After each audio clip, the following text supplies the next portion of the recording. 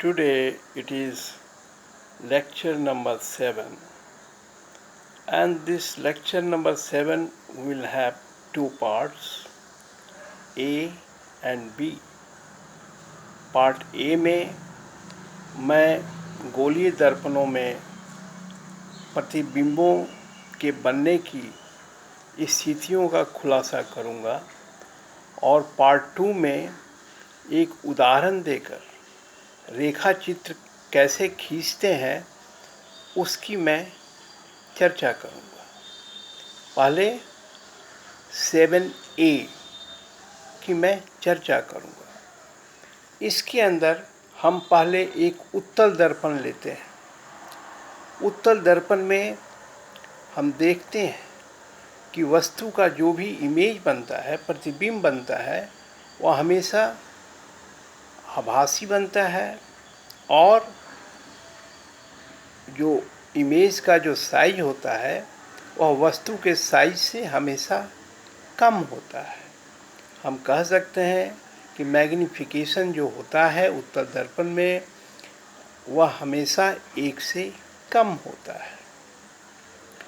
अब यहाँ ये समझाने की बात है कि उत्तल दर्पण में आभासी प्रतिबिंब क्यों बनते हैं। इसका कारण ये है कि उत्तल दर्पण का जो फोकस होता है वह कर्वेचर के उस पार होता है और जबकि वस्तु को हम रखते हैं रिफ्लेक्टिंग सरफेस के तरफ, और इसका कारण ये होता है कि जो रिफ्लेक्टेड किरणें हैं वो तो उस पार टप नहीं सकती हैं, इसलिए उस पार वो जाती हुई आभासित होती हैं और जहाँ वो जाती हुई आभासित मिलती हैं वहाँ पे प्रतिबिंब बनता है। दूसरा इसका जानने का बात यह है कि जैसे जैसे वस्तु की दूरी दर्पण से दूर होती जाती है वैसे वैसे उसके बनने वाले प्रतिबिंब का जो साइज होता है वह घटता जाता है। तो हम कह सकते हैं कि उत्तल दर्पण में सिर्फ आभासी प्रतिबिंब ही बनते हैं। अब आते हैं अवतल दर्पण के प्रतिबिंब बनने की स्थिति में। अवतल दर्पण में आभासी और वास्तविक प्रतिबिंब दोनों बनते हैं।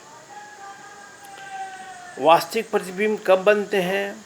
जब वस्तु इन्फिनिटी और फोकस इसके बीच में या इन बिंदुओं पर जब भी रहती है उसका प्रतिबिंब वास्तविक बनता है। वास्तविक प्रतिबिंब हमेशा वास्तविक किरणों के परावर्तन से जो किरणें कटती हैं उस बिंदु पर पड़ता है और इसमें आभासीय प्रतिबिंब सिर्फ एक ही स्थिति में बनता है जबकि वस्तु फोकस और पोल के बीच में होती है। उस स्थिति में आभासीय प्रतिबिंब बनता है। जहाँ तक इसमें मैग्नीफिकेशन की बात है तो अवतल दर्पण में बनने वाले प्रतिबिंबों का जो मैग्नीफिकेशन होता है वह 1 भी हो सकता है, 1 से कम भी हो सकता है और 1 से ज़्यादा भी हो सकता है।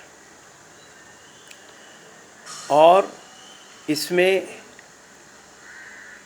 वास्तविक और आभासी दोनों प्रतिबिंब बनते हैं।